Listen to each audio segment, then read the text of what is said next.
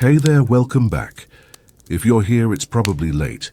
Maybe you're curled up in bed trying to wind down, maybe looking for something calm, or maybe just weird enough to knock you out. Either way, you're in the right place. Tonight, we're going somewhere old, somewhere grand. But don't get too excited. You're not Cleopatra. You're not some senator's pampered wife sipping watered wine in a silk-draped atrium. No, you're just you. Dropped into the Roman Empire, barefoot, unprepared, and absolutely not on the guest list. You wake up on a floor that sweats. Not metaphorically, literally. Cold, clammy stone beneath your spine. Damp blanket clinging to your skin. The room smells like wood smoke, stale lentils, and something worse. The sour breath of a man who drank too much cheap wine and slept too close. Your husband. Maybe. Maybe just the man you were told to marry. There's no candle burning. Light costs money. You navigate the dark by memory, your feet hitting the same splintered corner of the cot every time. Your stomach growls, but you stay still. The baby's still asleep. For now. You savor the silence like it's a luxury, which, in Rome, it is. Outside, the city is already awake. You hear shouting in the alley. Chickens, a vendor screaming about figs, a cart dragging something heavy. Something wet you don't want to know. You're not rich, you're not free. You belong to someone, your father, your husband, the gods, the state. Everyone but you. Your job today? Stay out of trouble. Work until your fingers go numb. Hope. The midwife doesn't bring bad news. Hope your husband doesn't wake up angry. Hope the city forgets you. You think you're ready? You're not. Welcome to Rome. You wake up sticky. It's already hot. Not just warm, not just uncomfortable, but the kind of Roman summer heat that clings to your skin like sweat and shame. There's no breeze. Just the thick air of wool blankets, cooking smoke, and whatever's fermenting. In the alley behind your building, you smell like yesterday. And unfortunately for you, in the Roman Empire, personal hygiene is not a private matter. Bathing isn't something you do at home in a candlelit tub with lavender salts. That luxury doesn't exist, and neither does soap. You don't even own a tub. You're going to bathe the Roman way. With the city, with strangers, in a building that echoes with grunts, gossip, and the sound of someone scraping a stranger's back with a curved metal blade. Welcome to the Thermae, the public baths. You're not here for pleasure. You're here because the alternative is worse. Let's back up a moment. You're a Roman woman. Middle class, maybe. Not a slave, not a noble. You have just enough status to be expected to keep clean, but not enough to do it in private. And today is your day, Venus Day, the one day of the week women are allowed into the public baths during proper hours. Other days you might be allowed in for a small window around dawn or just before closing. But today, it's your turn. That doesn't mean it's relaxing. Bathing in Rome is a process, a public process. And if you think you're going to strip down, soak quietly, and step out refreshed, you've misunderstood every part of Roman cleanliness. You wrap your stola tight around your waist and tie your hair up, not because you want to, but because unbound hair is a sign of mourning or madness. You grab your bathing tools, a towel, a jar of cheap oil, a worn cloth, and a strigil. The curved scraper that will replace soap today. You arrive at the balnea, a neighborhood bathhouse. It's not glamorous. It smells like steam, mildew, and the collective effort of too many unwashed people trying to become slightly less disgusting. You step through the arched entrance. There's no front desk, just a slave nodding at you to pay the quadrans. A small copper coin. You hand it over, the cost of semi-cleanliness. Now it begins. The apoditerium, the changing room. It's loud. Women are everywhere, talking, laughing, arguing. There are no stalls, no privacy screens, just stone benches and wall pegs. You strip down to nothing while pretending not to notice anyone else. Everyone's doing the same, disrobing without comment, folding garments with practiced speed, hiding, nothing. You're not self-conscious, that died months ago. You place your clothes on a peg and pray no one steals them. Theft is common. The attendants are overworked and underpaid. If your dress disappears, you're walking home in a borrowed sheet and ruined dignity. Now you're naked, sweaty, clutching a clay jar of oil like it's a lifeline. Time for the main event. You step into the tepidarium, the warm room. It's humid.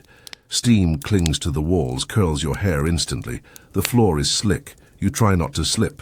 The walls are painted with chipped murals of dolphins, gods, and naked men who look more heroic than hygienic. The women around you sit on benches, chatting, slathering themselves in oil. Not for fun, for function. This is how you clean yourself. In Rome, first oil the body. Then scrape off the oil, dirt, and dead skin with the strigil. No soap, no shampoo, just olive oil and aggressive scraping. You pour the oil onto your arms. It's cold, cheap. It smells vaguely of herbs and rancid. Almonds. You smear it across your chest, down your legs. You look like a marinated chicken. Then comes the scraping. You hold the strigil like a spoon, curved metal, smooth handle. You drag it across your arm, slowly, firmly. Dead skin and oil come off, in streaks. You scrape your legs, your back as much as you can reach. Then if you're lucky, you ask another woman to scrape the parts you can't reach, and you return the favor. It's communal, intimate, awkward. There's no polite way to exfoliate someone's back while pretending you don't know them. The air is full of conversation. Women discuss bread prices, rumors about local magistrates and whose husband passed out in the forum again. You don't speak much. You don't want to be remembered. Because the baths are public, yes, but not anonymous. Every scrape, every oil jar, every scar is a story. Someone will remember what your knees looked like. Someone will tell someone else about the mole on your thigh. Roman society is based on status, and status is watched, even naked. You finish your scraping. Your skin feels raw, but less sticky. Now comes the worst part. The caldarium. The hot room. You step inside. The heat is punishing. It's like stepping into a pottery kiln that sweats. Your lungs rebel. The air is thick enough to chew. You sit on a stone bench that burns your thighs and try not to pass out. This is part of the process. You sweat, you purge, you steam your impurities away. It's unbearable. You count the minutes. Some women throw water onto the hot floors to make more steam. A few pass around perfumes or oils. The wealthy have attendants fanning them. You do not. You sit. You sweat. You endure. You think of cool things. Snow. Cold fountains. Mountain wind. But the heat keeps pressing, like a god testing your will. Finally, you can't take it anymore. You stand wobbly, head spinning, and make your way to salvation. The frigidarium. The cold plunge. This is the only relief. A rectangular pool of cold, slightly green water. It smells faintly of copper and herbs. You lower yourself in. The shock is immediate. Your skin contracts, your breath catches, but it's better than fire. You dunk your head. You float for a moment. For just a breath, you are clean. Or clean. Enough. Then you remember. You still have to get out, dry off with a rag that smells like vinegar, and put your dress back on, assuming it's still on the peg where you left it. You climb out. Cold dripping, a little lighter. You towel off as best you can. The towel barely absorbs anything. The cloth sticks to your skin. You wince. Back in the apoditerium, your dress is still there. Miracle. You get dressed. Rewrap your hair. Slide your feet into worn sandals, and walk back out into the Roman sun, cleaner than you were, still sweaty, slightly more raw, and carrying the scent of old olives and faint regret. This was your bath, and you'll do it again next week. If you're lucky, you're back at the baths. Again. Not because you want to be, but because it's better to smell like oil and mildew than to be accused of smelling like anything else. That's the unspoken rule for women in Rome. If you're not visibly clean, people will assume everything else about you is dirty too. Your clothes, your character, your womb. And once they start talking, it doesn't stop. The public baths aren't just for bathing. They're for watching, whispering, comparing. It's where reputations get scraped raw right alongside your back. You step into the apoditarium already half regretting it. The same stone benches, the same suspicious steam, the same women, most of whom you know by voice, if not by name. You undress, again, trying not to look too long at anyone.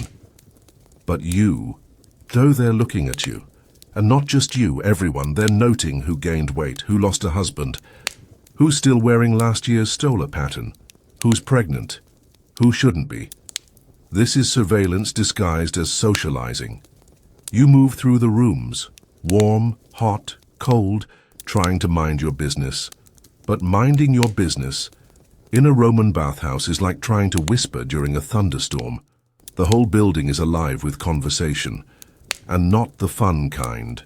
Behind the veil of steam and sweat, women are doing the real work of the empire, managing marriages, manipulating alliances, whispering scandal into each other's ears like it's scented poetry. You overhear things you wish you hadn't. Her daughter bleeds too often. The gods must be punishing her. She stopped praying at Juno's altar. That's why her husband's gone infertile. She oils her hair too much. Men say she smells like a kitchen. He touched his own slave in the caldarium last week, said she reminded him of his wife. She still came back the next day. No one talks about soap, and because there is none. But they talk about scent, because scent is politics. Smelling clean in Rome is a status symbol. It says you can afford oil.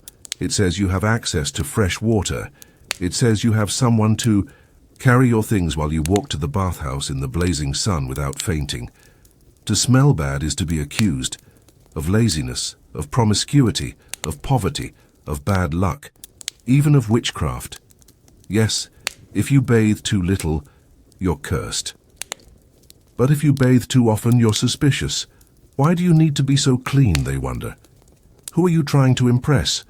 Bathing for Roman women is a tightrope walk in a steam room. No soap, no safety, and certainly no room for mistakes. And then there's the issue of health. You think you're here to get clean, but the irony is you're probably leaving dirtier than when you arrived. Let's talk about the strigil again. You brought your own, sure, but not everyone does. Some women share. Others rent one from an attendant who rinses it in a basin between users. A basin that's been touched by hundreds of oily, sweaty hands, and the strigil itself. It scrapes off sweat, oil, grime, bacteria, and occasionally blood, then goes on to the next back. What you're doing is less cleansing ritual and more biological roulette. Then there's the water. Rome is famous for its aqueducts, yes, glorious world-changing infrastructure. But here's the thing, once that water arrives in the city, it's everyone's problem. The frigidarium might look like a pool of relief, but it's still water shared by everyone. And there's no chlorine, no filtration, it's just water, moved in and out slowly when the attendant remembers. You're soaking in the same liquid as 50 other women, and some of them didn't. Bother scraping first. You try not to think about what's floating past your knee. And yet the bathhouse is still better than not bathing at all. Because being dirty isn't just unpleasant, it's dangerous. A filthy tunic can invite lice. Lice lead to sores. Sores lead to infection. And infection, in a world without antibiotics, means fever, pain, maybe death. For a woman, even a small cut in the wrong place left untreated can kill. So you tolerate the gossip, the scalding stones, the judgmental glances and second-hand vinegar steam. You bathe not just to be clean, but to be seen trying. Because what matters in Rome, especially for a woman, is appearance. You don't have power, not legally. You don't have property, not freely. But you have your reputation. And that means keeping up appearances, even if it's exhausting. Even if it means sitting naked next to your neighbor's wife while she snickers about your sandals. You'd complain, but that would be remembered too. You towel off with your rough cloth, it's damp from last week. You pretend not to notice. You put your dress back on. It sticks to your still wet back. You tie the sash, feeling the slight sting of freshly scraped skin beneath the fabric. And you leave, back into the street, where the sun immediately starts cooking the oil still left behind in your pores. You'll smell like olives and sweat before you reach your front door. But you went to the baths. That's what matters. You're still respectable. For now, let's talk about what the Roman baths really were, and what they meant for women like you. You've heard it before, that women in ancient Rome didn't have public lives. No careers, no votes, no seats in the Senate. And that's mostly true. But the truth is grittier, smaller, and more significant in ways the historians sometimes overlook. Because in the Thermae, you don't just clean your body, you reclaim a little space. Here, under the vaulted stone ceilings and cracked frescoes, you sit next to dozens of women, of different ages, backgrounds, dialects, and no man tells you to leave. No one rushes you out. You are here. You are seen. And while the empire may not call you a citizen with rights, this space, humid and crumbling as it is, still makes room for you. You see things. An older woman quietly rubbing a scar beneath her collarbone. A young girl pretending not to be afraid as she bathes alone for the first time. A washerwoman with hands so raw they crack even in oil. A priestess with almond-dyed fingers and no wedding ring. A woman with a black eye and a mouth that won't open. No one asks. No one speaks. But you see. And you are seen. Sometimes the women speak in code. Sometimes they say nothing at all. But something passes between you in the hot air. A kind of silent treaty. We survive together. No laws protect you, but this moment does. The bathhouse is not safe, but it's yours, even with its flaws. Even with the mildew, the diseases, the risk of lice or worse. Even with the whispers and the glances, and the risk of being mocked.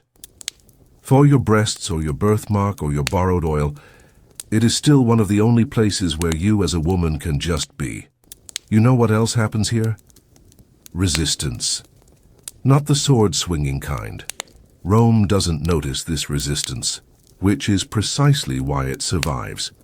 Because when you sit on the stone bench and scrape your skin with a dull strigil, you're not just cleaning, you're performing, showing the world that you deserve to be here. You're participating in a system that wants you invisible, but you refuse to disappear. You listen to women speak Latin, Greek, Punic, and broken whispers. You hear them trade recipes, remedies, and rumors. You hear them practice spells, say quiet prayers to old gods Rome pretends not to fear anymore. You hear power. Small, invisible power. The kind that doesn't sit on a throne but under a wet towel and a knowing glance. You hear a woman say she refused her husband's demand for another child. And you hear another woman tell her where to find herbs that help. You hear someone talk about a slave who was beaten for smiling, and someone else slip a coin into her hand. You hear a girl ask what happens when you stop bleeding, and a grandmother tell her, "You get quiet power, use it carefully." The baths don't liberate you, but they connect you, and that connection is dangerous to the right kind of men.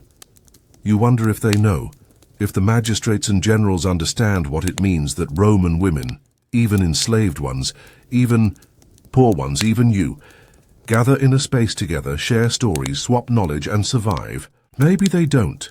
Maybe they think you're just here to scrub your feet and get out of the way. Good. Let them keep thinking that. Let them imagine that women don't know each other's names, don't whisper birth control secrets, don't exchange warnings about bad masters and brutal husbands. Let them believe the baths are just for vanity. They're not. They're a furnace where women are forged. You dry off. Again, the towel hasn't gotten better. You step back into your stola. It sticks to your shoulders, now slightly pink from the heat. You tie your sash again, you pin your hair, and you walk out, not clean, not really, but not broken either. Tomorrow you'll be back in the kitchen, or the market, or hunched over wool in the atrium, praying the weather holds and the gods stay quiet. But today, for a short hour, you were in a place where you were allowed to speak, even if only in glances, even if only with your silence. And for women. In Rome, that's revolutionary. You may not have a senate, but you have steam, and steam remembers. Surviving periods in the Roman Empire. It starts just before dawn. You wake to a dull ache in your lower back. Not sharp, not screaming, just that slow, smoldering pressure that tells you it's time again, you're bleeding. Not from a wound, from being a woman. And in the Roman Empire, this isn't a medical event, it isn't even a topic. It's a secret, a burden, a small monthly punishment that no one talks about. And yet, somehow, everyone holds against you. There are no pads, no tampons, no ibuprofen, no heating pads, no cycle tracking apps or sympathetic group chats. Just wool, blood, shame, and another day you're expected to smile through. You sit up slowly, careful not to stain the thin linen under you. There's no mattress, just straw. Straw doesn't forgive. Your tunic sticks to your skin. No, it's already begun. First task, hide it. You reach for your rag, that's what it is, just a strip of cloth. Rough wool, reused every month. Washed only when there's water and privacy, which means not often. It smells faintly of vinegar and iron. You fold it, tuck it between your legs, tie it with string if you're lucky enough to have some. If not, you wedge it into your undertunic and pray it stays. It won't. Now the hard part begins. You're not allowed to stop. This is Rome. There are errands to run, bread to buy, meals to prepare, floors to sweep, markets to navigate, children to hush, gods to appease. And all of this must be done while pretending you're not leaking blood down your thigh. Because if anyone notices even a hint of red on your seat, you're not just embarrassed, you're judged. Impura. Unclean. That's the word. It floats around temples like a curse. Women who bleed are ritually unclean. You're not allowed to offer sacrifices. You're not supposed to pray in sacred places. Some priests believe even your presence can desecrate a ceremony. You once heard a neighbor whisper that a woman's monthly blood made crops wilt. That cows miscarried. That hailstorms came more often. She said it like it was science. No one corrected her. You step outside with your rag, your tunic, and your quiet shame. You walk through the street like nothing is happening. Inside, you're counting steps. How far until the cloth slips? How many paces until you can sit down again without pain? You pass a bakery. The smell of fresh bread turns your stomach. Some months it's worse. You get dizzy. You get cold. You feel like your bones are pressing into your skin from the inside. But there's no sympathy for this. Roman women are expected to function. You're not on your back giving birth, so what's the problem? You think about the noble women, the patricians who don't have to sweep their own floors or squat behind market stalls while bleeding. But even they don't get comfort. You heard once of a senator's wife who had to sit in a separate room during her monthly bleeding. Not because she wanted to, because her husband thought the smell was bad luck. He still expected her to pour his wine that evening. You buy what you need, beans, oil, salt, and walk back slowly. Every step is a risk. You can feel the rag slipping. You duck into an alley, check your tunic. A faint pink streak near the hem, your heart jumps. You do what every Roman woman does. Scrub with spit, rub with dirt, pray to the gods of laundry and luck that no one saw. Then you keep walking. Back home you change the rag. There's no clean one. You rinse it in a basin, swish it until the water turns pink. Hang it near the stove to dry while no one's looking. You don't want your husband to see it. You don't want the children to ask. You don't want to explain why a piece of cloth smells like rust and vinegar. You lie down for 5 minutes, maybe 10. But your body aches, because this bleeding isn't gentle, it's heavy. Sometimes it lasts 3 days, sometimes 7. Sometimes you pass clots the size of olives. You never know why. Sometimes you wonder if it's a punishment from Juno. You heard once that some women took herbs to stop it, or to start it, or to make sure it never comes back. You don't ask questions about those herbs because when it comes to bleeding in Rome, silence is safety. You fall asleep on your side, knees tucked, hand pressed to your belly like you can hold the pain still. Tomorrow it'll still be here, so will the rag, so will the shame, but no one will talk about it, and neither will you. Not out loud. In a city where laws are written in stone and emperors are carved into marble, your period is still invisible. Not because it's rare, because it's yours. too ordinary, too intimate, too shameful apparently for scrolls and speeches. Men write of battles, gods, taxes and triumphs, but not blood that comes without a blade. Still, you and every Roman woman know what it means. You live with it, you hide it. You build rituals around it. Rituals that no one dares call sacred, but are sacred just the same. Let's start with the tools. There are no pads, no sanitary products, just rags, menstruae, reused, washed, often shared between women of the same household. Poorer women, especially slaves, often made do with scraps torn from old tunics or baby wrappings. Some used wool tufts, balled up and tucked between the legs, wrapped in linen if they were lucky. There were no adhesives, no elastic. If it stayed in place, it was due to practice, positioning and hope. If it slipped, you dealt with it. Sometimes you bled through, onto your tunic, onto the seat, onto your bedding. Sometimes you caught the blood with your hand, stood still, waited for the moment to pass. If someone noticed, they pretended not to. That was mercy. Some women folded dried moss into their cloths, soft when dry, disintegrating when wet. Bad gamble. Others soaked their rags in vinegar or rosewater, hoping the scent would mask the iron tang of blood. It rarely did. And if someone noticed the smell, well, the gossip would outlast your cycle. Now let's talk belief. In Rome, a woman's blood is not just gross, it's dangerous. Not because anyone understands biology, but because men decided it must be. Pliny the Elder, Rome's encyclopedic know-it-all, once claimed that a menstruating woman could wither crops, dull metal, spoil wine, cloud mirrors, kill bees, and drive dogs mad. He wrote this with the confidence of someone who'd never done a load of laundry in his life, and yet people believed him. Some still do, so when you bled, you kept away from altars. You didn't cook offerings. You didn't fetch water from sacred wells, not because you believed you'd ruin it, but because they did. Some temples forbade bleeding women entirely. Others allowed you in, but only if you didn't touch anything holy. Imagine being a widow lighting a candle for your lost child and hearing the priest say, "Not this week. Come back when your body isn't cursing the floor." You wouldn't argue. You couldn't. But even in all that silence, some women learned to take control. You'd hear it in whispers at the bathhouse or between stalls at the market. She used pennyroyal. She chewed rue leaves after the spotting started. She said her cycle stopped after she brewed wild celery in vinegar. Were these herbs for pain, for stopping the bleeding, or for something else? You learned quickly not to ask directly, because herbal knowledge, especially among women, was powerful and dangerous. A midwife might know what to give you to delay your bleeding, or to end it forever, and if a pregnancy was involved, that knowledge could save your life or condemn you to death.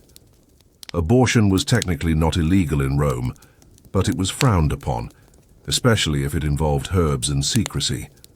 Wealthy women might see a physician who'd suggest some concoction with saffron or myrrh. Poorer women relied on each other, and on the midwives, herb sellers, and widows who still remembered their grandmother's recipes. And what about the pain? It wasn't talked about, not in forums, not in family records. But women found ways to cope. Some burned sage beneath their tunics, some pressed heated bricks against their belly. Some drank diluted wine and lay flat for an hour when no one was looking. Most simply endured. You got used to it, because the Roman world didn't make room. For your discomfort, you bled, you worked, you bled, you cleaned, you bled. You gave birth and bled even more, and sometimes you didn't stop. And still, no one carved your suffering into marble. There's something powerful in the silence, something that men like Pliny missed. The bleeding was not weakness. It was unrecorded resilience. Because you didn't cry out. You didn't pause the empire, you just kept going. And maybe, just maybe, that's why they feared it. Because women survived something every month that would have made a soldier faint. You bleed again next month, and the month after, and the month after that. For years, maybe for decades. And the strangest thing about it is this: no one writes about you. Not once. Not in the polished stone inscriptions, not in the speeches of senators, not in the marble statues standing proud in the forums. The blood that shaped half the population and every new citizen ever born is invisible to Roman history. But that doesn't mean it didn't shape the empire. Because while emperors wrote laws, you remembered which herbs actually worked. While philosophers debated the virtues of Stoicism, you taught your daughter how to rinse wool without anyone seeing. While generals marched, you sat with other women, passed down quiet remedies, and endured pain with no applause. The truth is simple. Your bleeding made the empire possible. You bore its sons, you buried its daughters. You endured infection, anemia, miscarriage, and the slow internal toll of malnutrition. And still you got up every morning. Rome didn't honor that, but that doesn't mean it didn't matter. Let's look at what you left behind. Because while Roman men didn't write about menstruation, archaeologists have found evidence. Cloth rags worn down from repetitive washing, clay pots with traces of vinegar stored under beds, folk remedies scrawled in forgotten Latin with instructions, like boil until bitter, drink until heat leaves the belly. Even graffiti tells stories. In Pompeii, a wall scribble reads, "Faustina always has her rag out, keep your seat dry." It's a joke, a cruel one, but it confirms what we know. Everyone knew about periods, no one respected them, except the women who lived through them and passed on what they knew. Sometimes late at night, after the chores are done and the fire is low, you sit with the others. Older women. You ask quietly, "When will it stop?" They nod. One says it's worse before it ends. Another says it ended too soon. One says her sister bled for years and then never again. You all sip from clay cups, bitter herbs and warm wine. And then one woman says something you remember for the rest of your life. The bleeding isn't the curse, the silence is. You don't speak for a while after that, because she's right. You're not cursed because you bleed. You're cursed because no one lets you talk about it. Because in a city of statues, temples, and triumphal arches, there's not one monument to the pain women carry in silence. But you remember. You pass it on. When your daughter bleeds for the first time, she's terrified. She thinks she's dying. You don't laugh, you don't scold. You do what your mother did. You fold the cloth, you show her how, you tell her it's normal, and then you whisper what matters. This is yours. No one has to know, but I do. I see you. She nods, still afraid, but less alone. That's the gift. That's the monument. Not in stone, but in memory. By the time you stop bleeding, as whether through age or illness or something more final, no one celebrates, no parade, no speech, no relief, just another morning in Rome. Another sunrise, another tunic to wash, but something has changed. You don't have to fold cloth anymore, and somehow you miss it. Because for all the pain, all the shame, all the silence, it was proof. You endured. In modern times, people read about the Roman Empire and think of roads, aqueducts, gladiators, emperors. Rarely do they think about what it was like to be a woman bleeding on a clay bench in a cold insular room praying the rag holds. But maybe they should. Because if Rome was built on conquest, it was sustained by resilience. And you, the woman bleeding quietly in the corner, were part of that. Foundation. No marble statue remembers your name, but that doesn't mean you're forgotten. The blood is gone, but the strength, the secret lives of midwives and abortion in ancient Rome. You wake up before the sun, again. Not because you want to, because someone else needs you to. A groan from the next room, a call in the street, a knock on the door. You're a midwife, a woman who knows how to bring life into the world and how to end it. In the Roman Empire, midwives were many things: healers, herbalists, servants, suspects. You deliver babies for free women, for slaves, for noble women, for street girls. You've held sobbing mothers and stillborn sons. You've stitched tears in silence. You've buried secrets deeper than any tomb. Because sometimes your job isn't about birth. Sometimes it's about preventing it.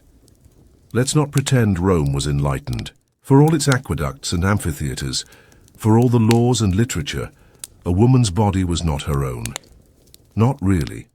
Not in the ways that mattered. If you got pregnant, it wasn't just biology. It was politics. It was inheritance. It was control. And if the wrong woman got pregnant at the wrong time by the wrong man, that was a problem. And problems get solved, quietly. Midwives like you learned more than how to deliver life. You learned how to prevent it, not from books, from whispers. Old women in marketplaces, former slaves with tattooed arms, women from the East who knew what herbs made the bleeding start, what roots caused cramping, what oils made the womb contract. You didn't ask for the knowledge, but once you had it, you couldn't unlearn it. You learned that pennyroyal boiled too long becomes poison, that silphium doesn't grow anymore, that parsley can bring on early labor if crushed and packed carefully. You also learned that helping a woman avoid pregnancy might get you thanked in whispers or reported in a scream.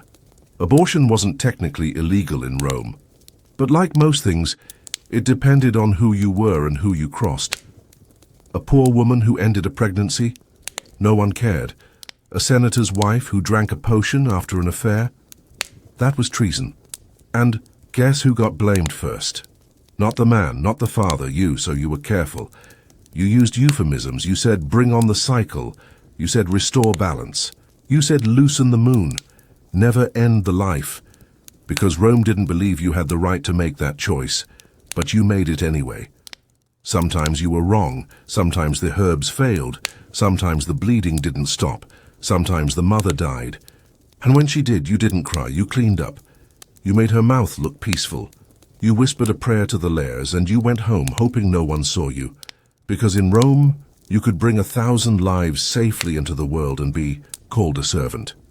But end one pregnancy, and suddenly you were a criminal, even if you were the only one who ever cared what happened to the woman at all. There is no scalpel, no sterile table, no written consent. You work with what you have, hands, instinct, and a pouch of dried plants. Because when a woman comes to you whispering, I missed my moon, you know what she's asking. She doesn't need an explanation. She needs a choice.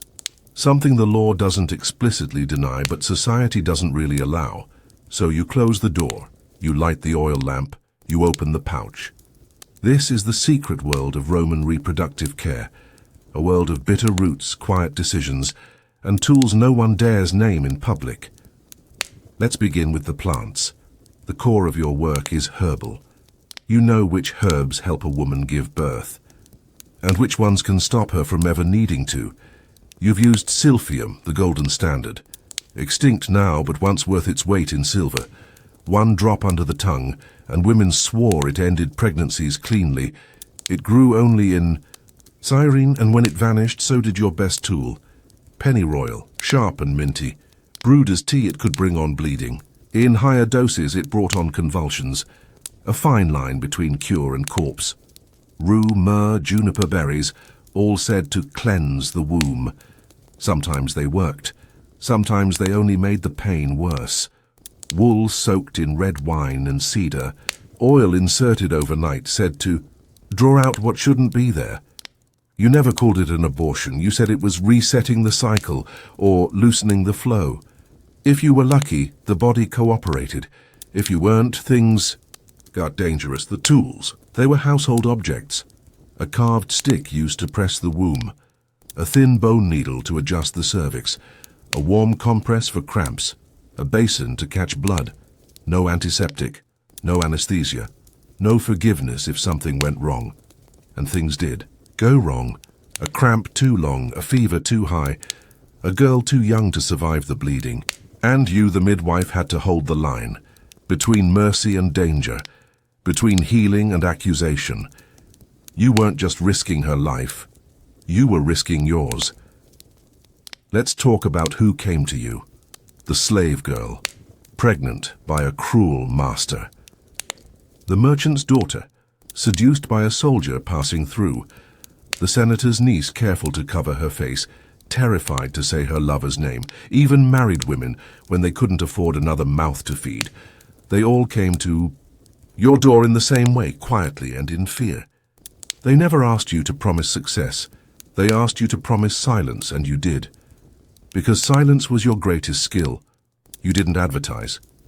Midwives didn't hang signs in the Roman Forum saying, "Abortion's here." You earned your reputation through results, not slogans. A whisper here, a nod there, a grateful mother who told her cousin where to go. And when things went well, you said nothing when they didn't. You burned the rags, buried the blood-soaked linens, and disappeared before sunrise. No records, no names, just memory and dirt. Roman law didn't spell everything out, but it didn't have to. If you helped a noblewoman end a pregnancy and someone powerful found out, your life could end in prison, exile, or execution. Maybe you'd be sold as a slave, maybe just publicly whipped until you confessed to witchcraft. But the men didn't get blamed, no matter what role they played. If a senator impregnated a slave and she miscarried, that was seen as unfortunate. If she lived, no one asked how. If she died, the household mourned, then replaced her. You learned early only women paid the price for a man's mistake. Still, you kept practicing, not for money, not for pride, but because no one else would help them. Physicians were mostly men. They didn't want to deal with pregnancy unless it involved rich women or textbook cases. Priests said to offer prayers, maybe a sacrifice. Husbands said it was your duty to carry to term, but you, at the midwife, knew better. You knew that some pregnancies were poison, that some wombs couldn't bear another child, that some women simply didn't want to bring a child into their world, and you respected that. Even if no one respected you, some people called you a witch. They said your herbs were unnatural, that your skills came from Hecate or darker gods, but you didn't need magic. You needed knowledge. You studied bleeding patterns. You tracked cycles. You remembered how a woman's eyes changed when the fever hit. You knew the smell of infection, the look of death coming too fast. And still you went back the next day to help the next woman, to offer the only care she could get. Because in Rome, a woman's body was public property. It served husbands, fathers, gods, and empire. But you fought for the idea that maybe, just maybe, it also belonged to her, not loudly, not with speeches, but with herbs, with hands, with risk. You survive. That's what matters most. Not applause, not thanks, just survival. As a Roman midwife, you don't leave behind monuments. You don't get your name carved on marble plaques. You're not remembered in temples. You're remembered only in stories told by other women, stories never written down. And yet, without you, how many women would have died? How many would have been forced to carry a secret they didn't ask for? How many babies would have been born into hunger, or shame, or the silence of closed doors and closed hearts? You were the quiet resistance. You didn't wear armor. You wore a wool tunic stained with herbs and sweat. You didn't fight in wars. You fought infections, secrets, poverty. The pain of a woman who says, "I can't do this," and really means, "I'll die if I have to." And somehow you bore all of it. In time your hands became known, not famous but trusted. Some women traveled across towns just to find you. Others sent their sisters. A few brought coin. Most brought only fear and hope. And after it was done, whether it worked or not, they all said the same thing. Thank you, so softly, like a prayer. But you couldn't keep a record of those prayers. You couldn't risk keeping anything. So your life's work disappeared. The moment it was done. One clean cloth, one buried rag, one quiet girl who walked home bleeding but alive. The years pass. Your own womb stops its rhythm. Your back hurts more. Your hands tremble sometimes. You find yourself remembering the ones who didn't survive. You don't speak their names, but you feel them in your bones. The 15-year-old with too much blood. The freed woman whose husband never knew. The noble girl who left before dawn and never returned. Their stories don't make it into scrolls, but you remember everyone. Because even when the body forgets, the soul keeps score. Roman society moves on. Emperors die, senators scheme, temples rise and crumble. The empire stretches and breaks. But your legacy continues. Not in fame, but in knowledge. A granddaughter who learns the herbs from you. A neighbor girl who watches how you wrap cloth for warmth. A slave who escapes and teaches another village what she saw. You don't leave behind a statue. You leave behind survival strategies. You leave behind secrets that save lives. And in time, other women pick them up. Fast forward 2,000 years. People talk about the Roman Empire like it was a world of greatness, aqueducts, architecture, armies. But few ever stop to think about you. The midwife. The woman who knew how to turn rue and vinegar into a second chance. The woman who risked prison or death just to give another woman a way out. Modern scholars barely mention you. Museums don't display your tools. They preserve the bones of warriors and coins of emperors, but not the linen soaked with old unspoken blood. And yet every time a woman today has a choice, every time someone walks into a clinic, makes a decision and is heard, your shadow is there, not seen but felt. You were never supposed to matter, that's what they wanted. Keep the womb silent, keep the women obedient, keep the midwives in the shadows. But you mattered anyway, not because they said so, but because she did. The woman who came to your door and left with her life intact. Rome doesn't remember you, but we will. Not with statues, with stories. What beauty and body standards meant for Roman women. There's no scale in your home. Not because weight doesn't matter, but because your body was never yours to measure. If you're a woman in ancient Rome, how you look is not about you. It's about who's watching, who's judging, who's buying, who's marrying, who's whispering behind closed doors. There is no ideal body. There are several, and you'll be expected to match all of them. At once. Let's begin with your skin. It should be pale, not just pale, untouched by the sun, because tan skin says you work outside, and work means sweat, and sweat means shame. So you stay indoors as much as possible, or cover yourself when you go out. You carry a parasol, you wear layers. You scrub your arms with chalk powder, vinegar, and sometimes crushed snail paste. Yes, snail paste, to bleach any trace of color. Pale skin is wealth. Pale skin is purity. Pale skin is desirable. And yet, you must be healthy too, which means not too pale, not sickly, not thin. Not tired, you must glow but not sweat, you must blush but not tan. You must look natural, but only after an hour of unnatural effort. Now your hair should be long, glossy, thick. Unless you're a widow, then it should be bound, or shaved. Unless you're a Vestal virgin, then it must be parted in 6 braids. Unless you're a slave, then you get whatever's left. The standard? Blonde or red, but only if it's exotic. Roman women frequently bleached their hair with goat fat and ash, or wore wigs made from captured Germanic women. A quiet trade in enemy scalps styled into social climbing. Brunettes, common, safe, boring, so you die, even if it burns. Let's move on to shape. You must be soft and but not fat, curvy and but not vulgar, fertile and but not swollen, slender and but not masculine, breasts small and high, anything too full and you risk comparisons to wet nurses or aging matrons. Waist tied tightly with a belt, high under the bust to give the illusion of youth. Girls are praised for their figures, grown women for preserving the illusion of girlhood. Hips wide enough to bear children, but not so wide that someone notices, and stomach ideally hidden. There are no corsets, but that doesn't mean you're free. The pressure comes not from boning and lace, but from expectation, and expectation weighs more than metal.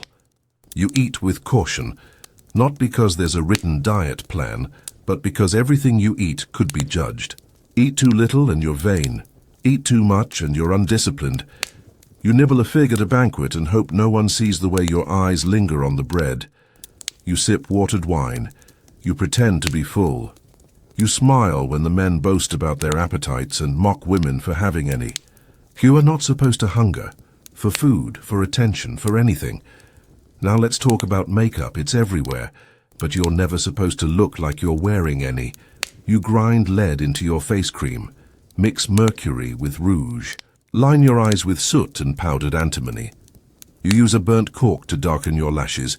You pluck your eyebrows completely and draw them back on with charcoal.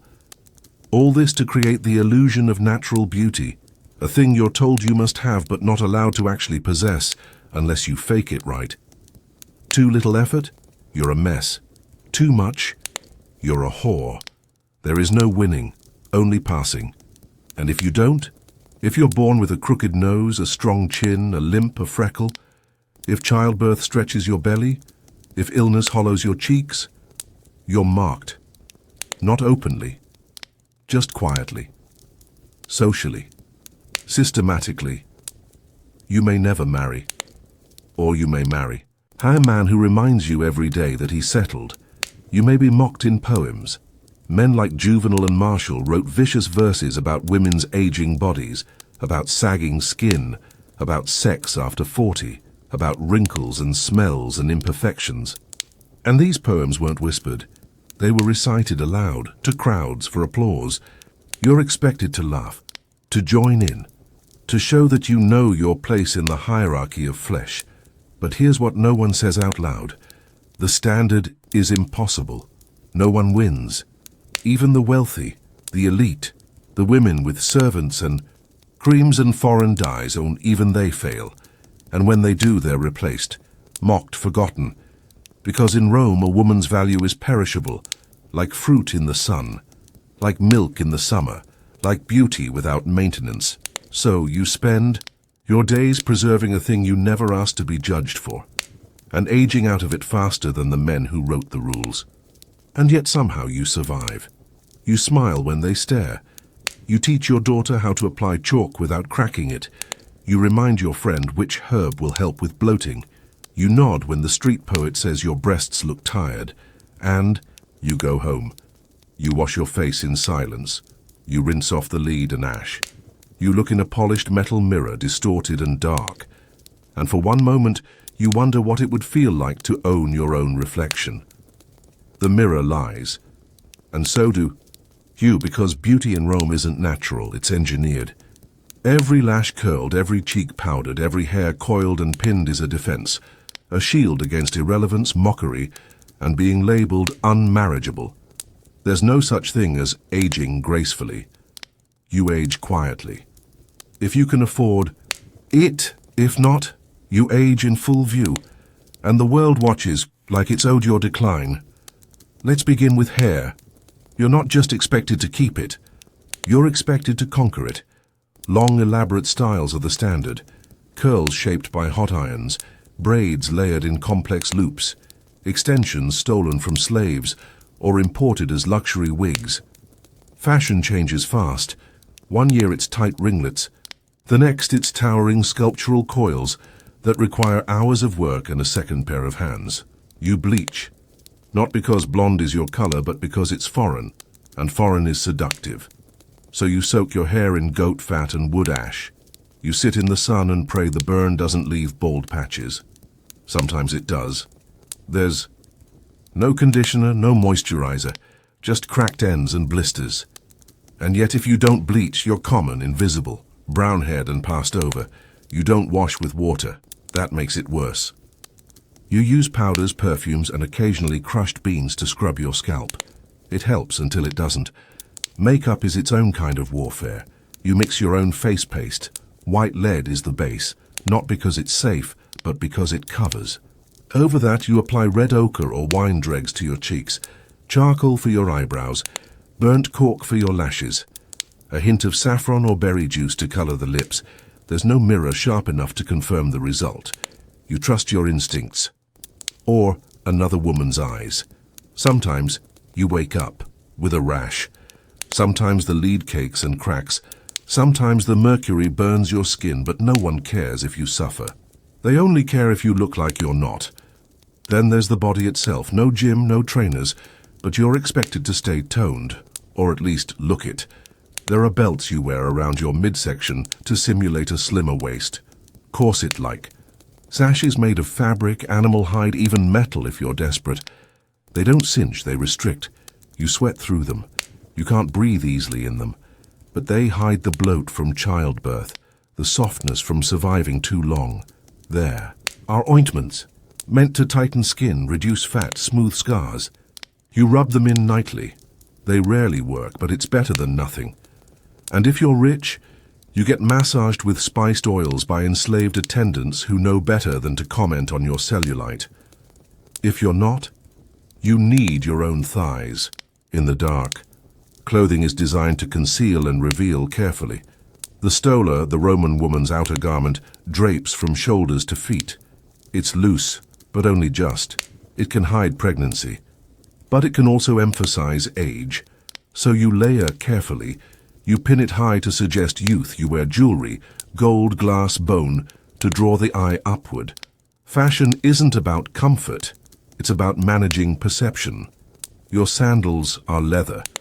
If you're poor, they blister your feet. If you're rich, they're decorative. Designed not for walking, but for being admired. You don't walk far anyway. Women are encouraged to stay indoors, not for modesty, for control. Because nothing ages a woman faster than being seen too much. Now let's talk about smell. You're supposed to smell like roses, like saffron. Like divinity. Not like sweat, not like childbirth, not like whatever fish sauce is cooking downstairs. So you apply perfume. Concentrated oils from Egypt, from Arabia, from wherever the empire decides exotic is fashionable this week. You burn incense. You powder your armpits with alum and crushed flowers. You chew fennel seeds for your breath. You rinse your mouth with wine and vinegar, hoping it masks the tooth decay.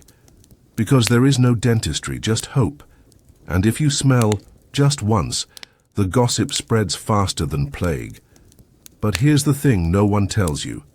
Beauty is labor, endless, invisible, unpaid.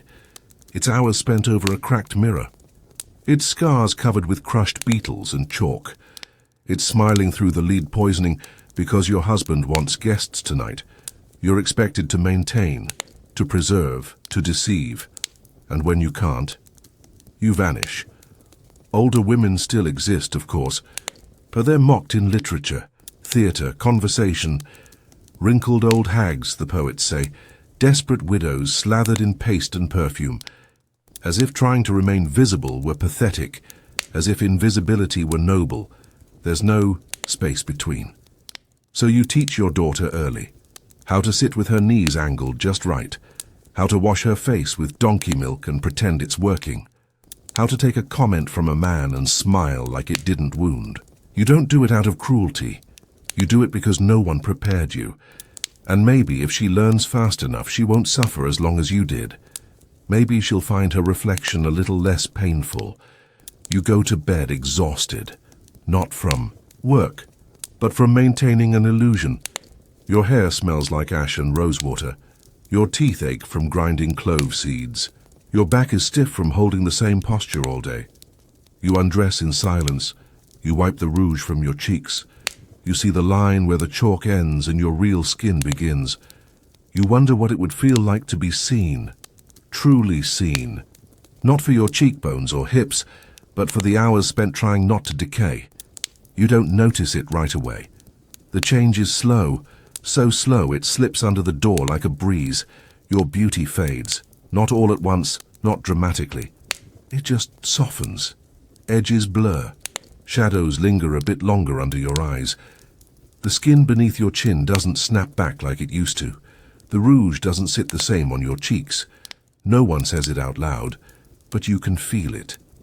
In the way people look at you, or don't. You still do your hair, of course, still burn the goat fat, still sit by the window with your curls pinned up, hoping the sun will lighten them, not dry them out. You still tie the sash tightly around your waist, the way your mother taught you. But the fabric wrinkles in new places now. You smooth it, out again and again, like maybe you can flatten time.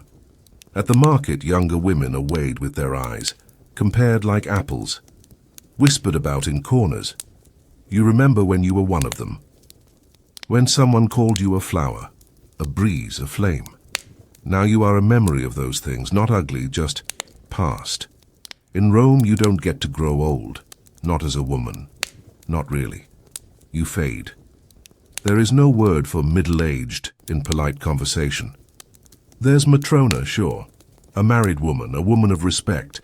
But that word carries weight, not the good kind. It means your skin is too lined for flirtation. It means your laughter no longer stirs envy. It means you're safe. And in Rome, safe is just another word for invisible. You try not to let it show. You still attend dinners. You still light your incense, but the host no longer tries to seat you near the center. The entertainers no longer flirt to earn your favor. Poets don't write about your eyes anymore. Your reflection grows quieter, not because the mirror lies, but because it finally starts telling the truth. You touch the lines around your mouth, wondering when they arrived. You notice the fine veins on your hands, the ones your grandmother had. You still wear perfume, but the scent fades faster now, as if the air doesn't bother to remember. Yet you start choosing darker clothing. Less gold, more wool, fewer pins, simpler sashes. Not because you've lost interest, but because it's easier. It hurts less when no one notices something you didn't try that hard to show. If you are lucky, and by Rome standards that means still married, your husband grows old beside you. You both wrinkle, you both slow down. But while his grey hairs earn him titles like dignified, respected, venerable, yours earn you silence. And if you're not lucky, if you're widowed or never married or divorced, then you live in the corner of a household that isn't yours. You eat when others are finished. You listen to conversations you are no longer asked to join. And if you're foolish enough to dye your hair, wear a little rouge, laugh too loudly, you become a joke. The Roman poets are harsh to old women, martial, juvenile. They wrote in sharp ink. They mocked the creak of your knees, the shape of your breasts, the attempt to hide it all behind powder and perfume. They never knew your name, but they wrote about you anyway. And yet, there's a quiet power in outlasting them. You've lived long enough to know which herbs are safe, which friends are real, which compliments are currency, and which ones rot with time. You've learned how to survive without being watched, without being wanted. And that, in a way, is its own kind of freedom. There's no one left to impress. You wake when you want. You wear what you like. You walk through the forum without the weight of every gaze pressing against your back. For the first time, your body belongs only to you. You remember the beauty routines, the lead paint, the powdered snail shells, the animal fats and chalk and vinegars. You remember the pain behind the prettiness. And now, without the need for it, your skin feels softer, not smoother, just freer. You no longer suck in your stomach when you sit. You no longer panic when a hair goes grey. You no longer wonder what the market vendor thinks when he weighs the figs in your basket and glances at your hands. Because you're not on display anymore, and the quiet is strange, but it's also peaceful. Your daughter asks you what it was like when you were young, when you were beautiful, when the world felt alive with possibilities and pressure. You smile. You tell her it was different. You don't tell her everything. But you do give her your oil comb, and you remind her to sleep because beauty fades faster when you're tired. She thanks you, and you watch her walk away, wrapped in the expectations you once wore like a second skin. You want more for her. Less chalk, less fear, less performance. But you know the world hasn't changed that much, not yet, so you pass down what you can, how to blend the rouge so it doesn't crack, how to boil rosewater without scalding it, how to smile without offering too much, how to disappear when the time comes. And maybe, you hope, she'll rewrite the rules. Or maybe she'll learn to live inside them with less pain than you did. By now your face is unfamiliar even to you, but it's a face that has endured. That has held joy and sorrow and silence and resilience. That has smiled through insults and wept over things no one else saw. It may not be beautiful anymore, not by Rome standards, but it is real. And in this empire of illusion, That's the rarest thing of all. You were chosen. Out of hundreds of little girls, you were the one they picked. No, it wasn't because you were special or sacred or pure of heart. You were chosen because your parents were connected, respectable. Because the gods needed a body, and you had the right blood in yours. You were only 6, too young to say no. Too young to understand what it meant when they took you by the hand and led you into the house of the Vestals, that silent sanctuary at the heart of Rome, where no man lived, no laughter echoed, and no freedom followed. You were told this was an honor. And for a while you believed it. The moment the gates closed behind you, everything you knew about the world, your home, your name, your reflection, disappeared. Your hair was cut, your clothes were burned. Your name was rarely spoken again. You were now a Vestal, heir servant of Vesta, goddess of the hearth and the flame, and for the next 30 years you would be expected to live as if your body didn't exist. No men, no family, no touch, no desire, not even a whisper of it. You weren't a nun. Not really. You were more like a living monument, a political mascot, a reminder to Rome that the gods still watched, and that women could still be tamed. You walked in white linen robes. You were forbidden from showing joy, or sadness, or anything too human. Your skin had to stay pale, your feet quiet, your presence sacred. And all the while the flame in Vesta's temple had to burn, endlessly. If it went out, it was your fault, not just a mistake, an omen. The kind that sent armies home, the kind that blamed women for earthquakes, the kind that cost people their lives. No pressure. People called you blessed. They didn't see your cracked hands from cleaning the altars. They didn't hear your knees grind from hours of kneeling. They didn't know what it was like to stare at fire every day and wonder if it would forgive you. You had privileges. That's what they told you. You were protected by law. No one could touch you. You could own property, make a will, ride in a litter like a noblewoman. You were above suspicion, above temptation. You were power in a white veil. But only if you were perfect. Because if you slipped even once, everything you were would be destroyed. And it wouldn't be quiet. You'd seen it happen.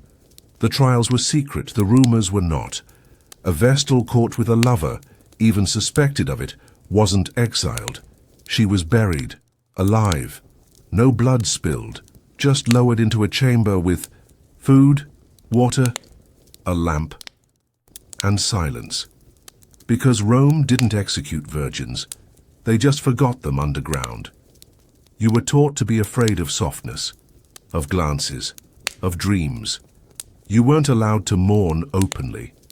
You weren't allowed to sing. You weren't even allowed to age in peace, because you belonged to Vesta. And the gods didn't like wrinkles, so you painted your skin with chalk. You wore veils to hide the sag. And when the lines came anyway, you just smiled less, talked less, existed less. And yet, the people still stared. When you walked through the forum, the crowd parted. Some averted their eyes, others whispered. Young men laughed, but not too loudly. They knew better. You weren't a woman, not really. You were a symbol. A reminder that some women could be trusted to suppress everything that made them dangerous. Sometimes you missed the smell of your mother's hair, the weight of your little brother's arms when he fell asleep beside you. You missed colors, laughter, the kind of love that didn't require a deity to approve it, but you didn't speak of it, not even to the others. There were 6 of you, and still you were lonely. You became skilled at silence, at pretending, at praying not to be the one who cracked first. But every now and then, when the night was quiet and the flame burned just softly enough, you'd imagine what it would have been like to say no, to grow old with a family, to make mistakes in private, to let your body belong to itself. You didn't want to be a goddess, you just wanted to be a girl again. But that life ended when you were 6, and the city never let you forget it. 30 years, that's the price, not gold, not land, not a dowry. Just time, 3 decades of it. You served 10 years as a student, 10 as a full priestess, and 10 as a teacher to the next girls who were taken just like you were. By the end of it, the world outside the temple doesn't recognize you, and you don't recognize yourself. Your days begin before sunrise. The temple is still and cold. The flame is waiting, always waiting. You tend it in silence, like a nervous parent. You stir the coals, recite the prayers, feed it fresh olive, wood with fingers that have long forgotten what it means to tremble. Your tunic is white but never clean enough. Every speck of ash must be brushed out, every hem checked. You learn to walk without sound, to sweep without bending your back too far. Posture is everything, so is composure. There are eyes on you, even when there aren't. Breakfast is a ritual, not a meal. You eat alone or with the other Vestals, but there is no chatter, no gossip, just dates, bread, watered wine, a short prayer, and the long stretch of duty waiting behind it. The temple is vast but not grand. It is clean, stone, sparse. There are no soft chairs, no tapestries, just the fire, the altar, and the walls. You sweep, you polish, you chant, you keep the city, safe by pretending to feel nothing. You are not allowed to cry. Even when the news comes that your mother is dead, your brother has married, your sister has gone into labor. You may write a letter, you may burn incense, but you may not leave. The gods must not be made uncomfortable by human grief. Sometimes there are ceremonies, state rituals, purifications, oaths. You walk ahead of senators, you hold sacred water in your arms, you stand like a statue while generals speak of triumphs and gods. You are not meant to listen. You are meant to exist, a symbol of purity, a proof that Rome still honors its oldest oaths. Men talk of power, but you hold fire in your hands, and still you are not allowed to raise your voice. There are punishments, of course, not official ones always, but they exist. For every yawn, a glare, for every delayed chore, a doubled shift, for every look too curious, too alive, too human, there is the soft, crushing silence of correction. You are not beaten. Rome doesn't strike its sacred daughters, but it wears them down day by day until they no longer remember what joy felt like. And when you're alone, truly alone, it's not peace you feel. It's a dull, echoing ache, not quite sadness, not quite boredom, just a low hum beneath your ribs, a reminder that you are living in a body, but not for yourself. You wonder what it's like to be touched, not romantically, just warmly. A hand on your shoulder, a friend brushing hair from your face, a child leaning against your side. You are not unloved. You are simply unallowed. The other Vestals change too. You can see it in their eyes. The way they drift farther from conversation, the way they stop asking questions, the way they stare too long at the fire, not watching it, but falling into it. Sometimes you hear one of them sob at night, softly, into her pillow. No one mentions it the next morning, because emotion is dangerous. Emotion reminds you that you had a life before this. You remember your 10th year. When one of you broke the rules, no one said what happened. No trial, no public statement, just a quiet, urgent meeting, a missing bed, and the sound of digging behind the temple that night. No screams, just earth being moved, a slab being sealed. After that, they checked your prayers more carefully. They watched your steps more closely, and no one broke the rules again. Sometimes foreign women visit the temple. Queens, priestesses, widows from noble houses. They come to pay respect, to burn offerings, to speak to the goddess through you. They smile. They speak of duty, of dignity. And then they go home to their husbands, their gardens, their choices. You stay, because that's what sacred means here. It means being kept. The years pass, the flame burns, and you become something else. Not a person, not a prisoner, just still. A living relic in a white robe, walking quiet halls, watching the world age without you. You are 40 now. 30 years of silence, service, and ritual have ended. There is no ceremony when your time is up, no grand farewell, no feast in your name, just a quiet meeting, a scroll with your name on it, a nod from the pontifex, and the temple doors opens and stay open. You are no longer a vestal, you are free, except you don't know what that means anymore. The street outside feels louder than you remember. The face is more angular, the voice is too sharp. Rome moved on without you. New emperors, new temples, new scandals. People walk past without bowing, without pausing. You are no longer sacred. Just strange. Some recognize the veil, some don't. You're not feared. You are forgotten. You are allowed to marry now, that's what they tell you, as if it's a reward. As if a man might want someone who's never kissed, never danced, never shared a bed. You don't know how to laugh in that soft way women do, when they flirt. You've never practiced smiling like you're curious, even when you're not. You only know how to kneel, how to pray, how to serve fire. You meet a man once. He is kind, patient.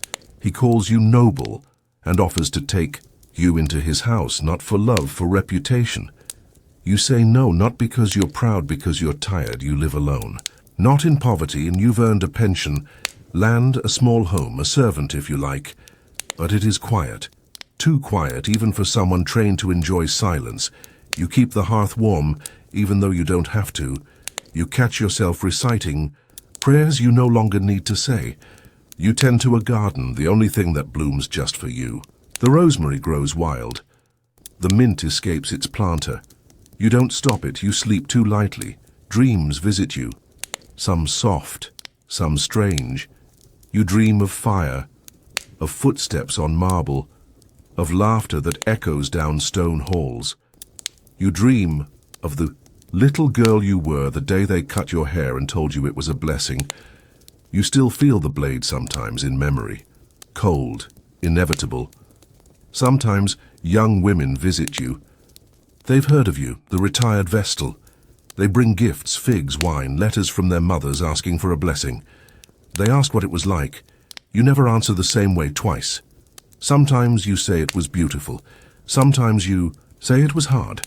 But mostly you say nothing, because how do you explain a life that was spent paused, not wasted, not broken, just suspended?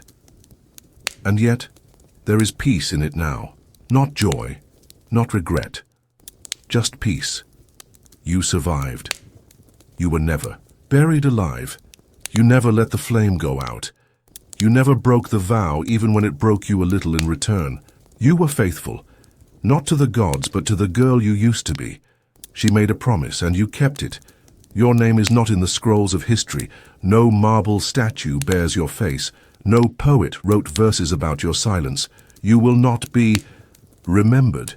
But that's all right, because the city still stands, the fire still burns in a temple somewhere, and your hands, older now, quieter, still remember how to tend it, even if no one's watching. How Roman women navigated the politics of marriage. You're 12 years old. Old enough, they say. Old enough to be married, old enough to leave your mother's home, old enough to tie your future to a man you've never spoken to. You don't get to ask why, or when, or even who. That's not your part in this. Your part is simple.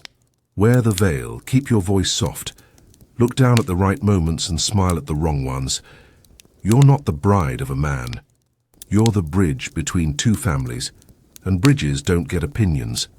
They get walked on. The ceremony is beautiful in that heavy Roman way. You wear a white tunic, a saffron veil.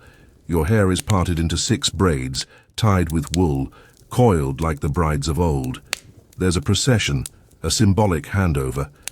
You walk from your father's home to your husband's, carrying the symbols of domestic life, a spindle, a distaff, because that's what they want from you. Industry, fertility, silence.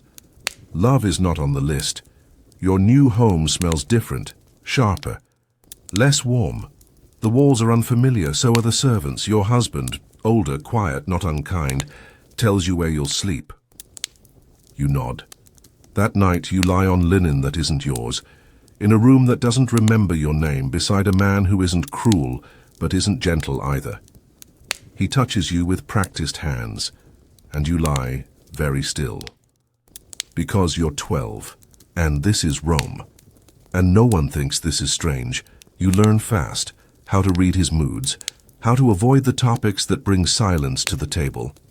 You learn that Roman men don't want wives. They want matronae, women who reflect their rank, raise their sons, manage their homes, and disappear from history with dignity. You are expected to oversee the slaves, maintain the household gods, host the right guests. You are expected to give birth again and again. Pregnancy comes early, and it is terrifying. There are no doctors for women like you. There are midwives, herbs, hope. You bleed, you swell, you vomit in silence. You carry a child inside you like a secret that might kill you. Your husband doesn't ask how you feel, he asks if it's a boy. The baby is born in the 3rd month of your marriage.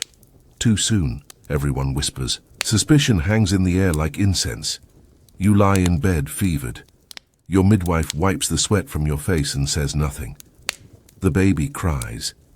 You cry too, but quieter, because you still don't know if you're allowed. And then it starts. Over, child after child, season after season, household after household, because sometimes the marriage ends, not in heartbreak but in paperwork. He finds someone else, or dies in a campaign, or decides he wants a younger bride. You don't cry when you're sent back to your father's house. You pack your veil, your spindle, your silence. You start again. Because Roman women, even the respectable ones, are pieces on a board they didn't set. You don't own your body. You don't own your name, but you are still expected to play the game perfectly, for as long as it takes. You've been married for 10 years now. Your name never changed. Roman women didn't take their husbands' names. You're still known by your father's family name, but no one calls you by it. You're the wife of now, and that's what matters. You have children, you have servants, you have a reputation. You've learned how to move through rooms without being seen, and how to speak without drawing fire. And slowly, without ceremony or credit, you've learned the quietest kind of power, because Rome is built on networks.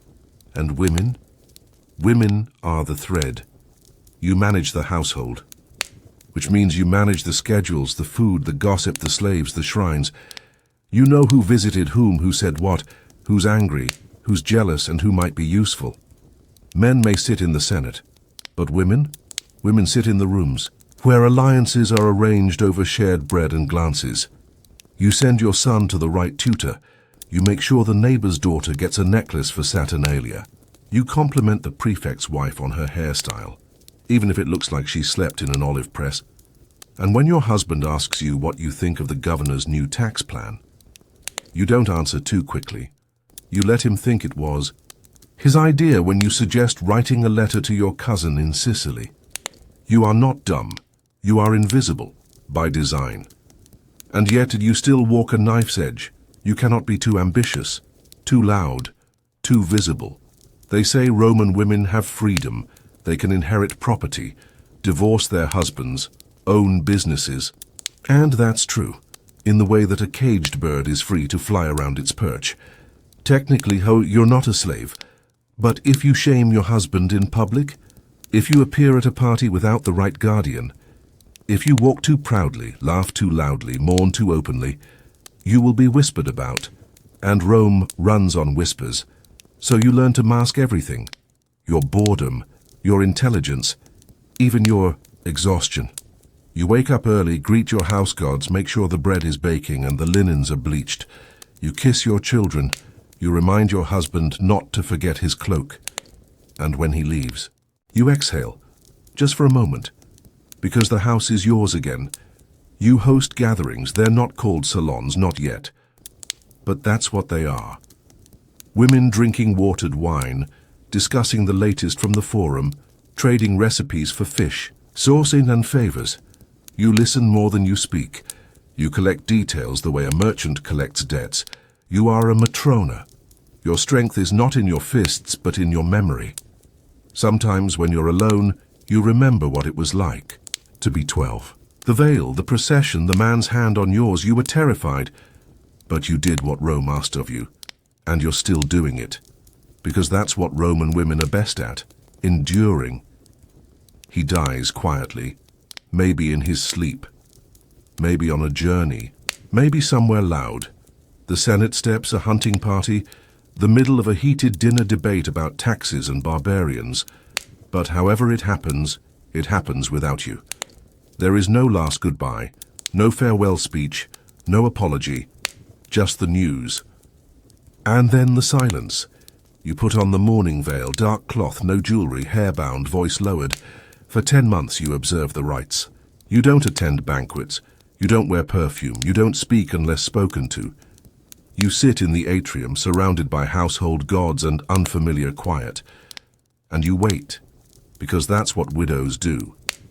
But beneath the veil, something shifts.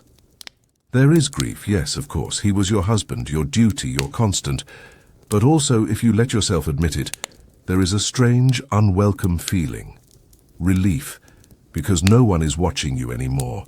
Not the way they did when you were newly married. Not the way they did when your womb was still expected to produce heirs. Not the way they did when your laugh might embarrass your husband's public image. Now you're invisible again, but this time it feels different. You go to the market alone, you speak to the olive merchant without needing permission. You taste the fruit before buying it.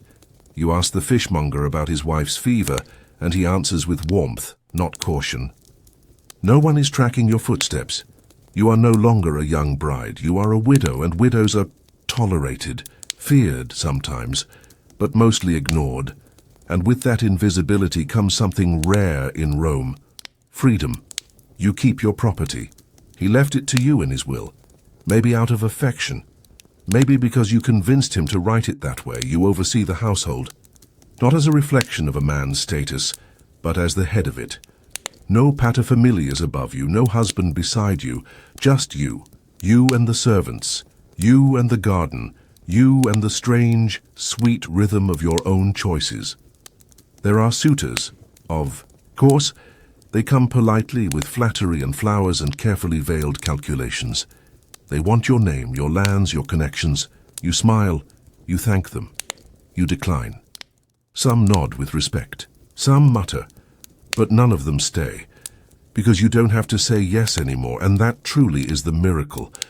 For the first time since you were 12, you are nobody's bride, nobody's daughter, nobody's reflection. Just yourself.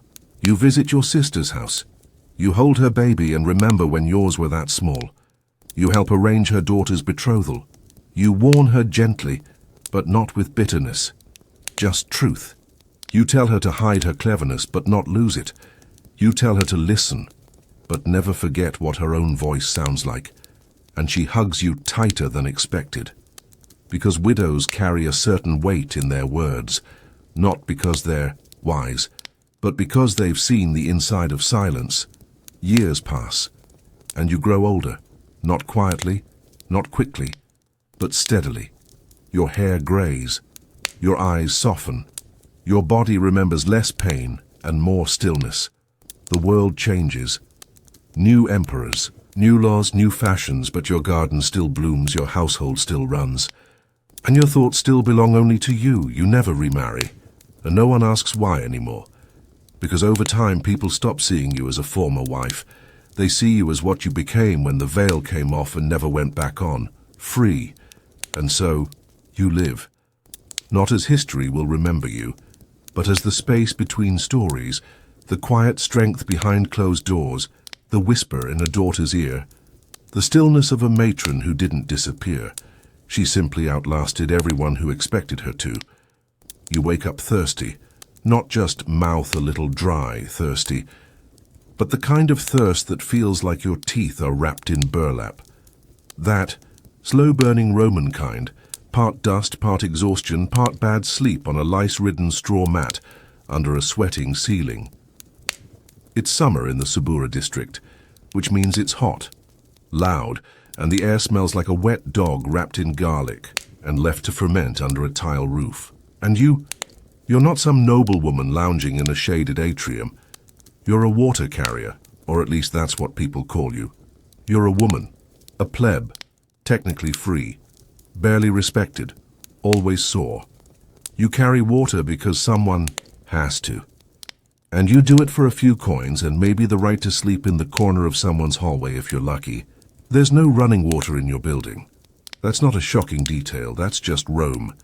You live on the 4th floor of a 5-story insula, a fire trap stacked on top of itself like a drunken mason's project. The higher you live, the poorer you are, which means you, with your aching knees and cracked heels, are close to God only in elevation.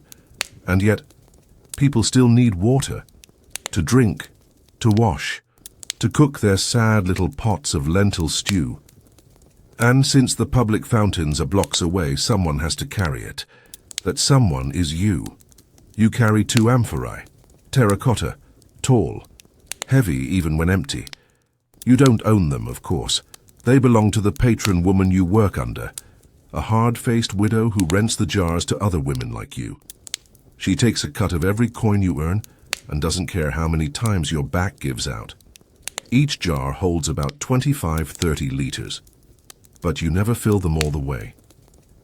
Because here's the thing no one writes about. Water is heavy. And Rome has hills, steps, uneven cobbled streets that twist like intestines. The jars bang against your hips as you walk, and if you stumble, they crack. If you break one, the debt follows you until you die.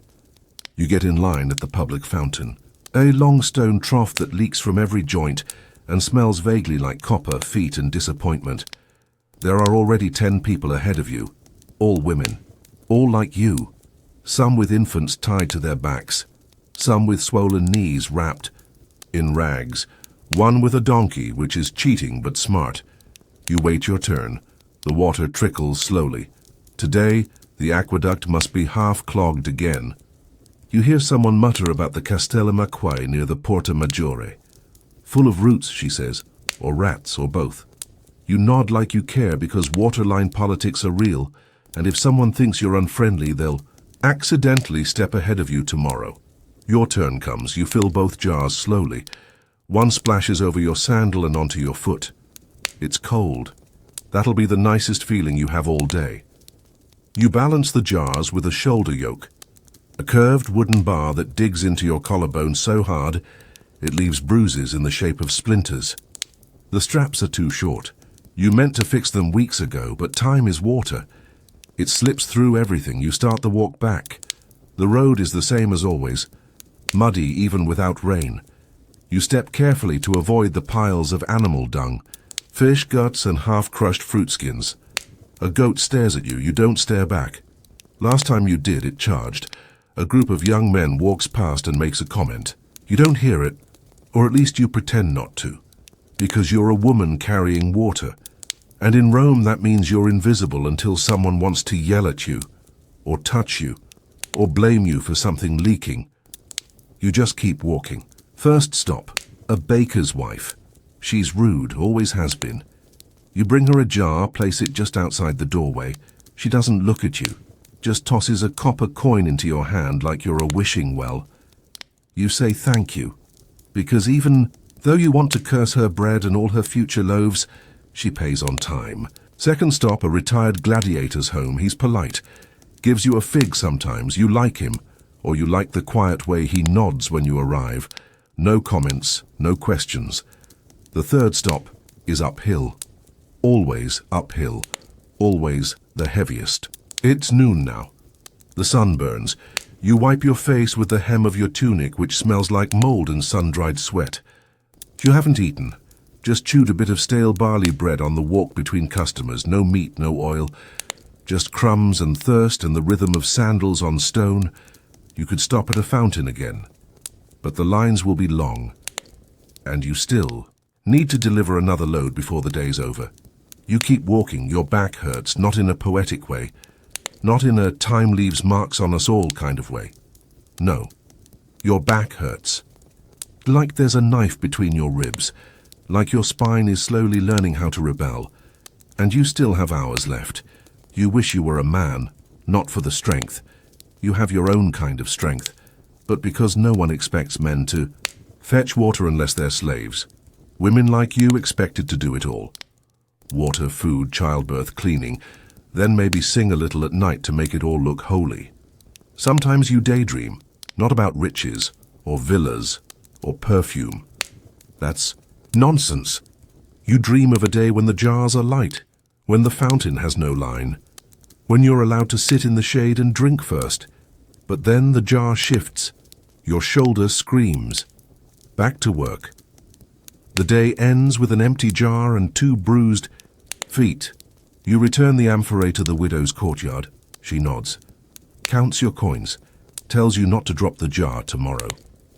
You don't answer. You go home, which is a space between 2 storage rooms, with 1 blanket and a clay cup to your name.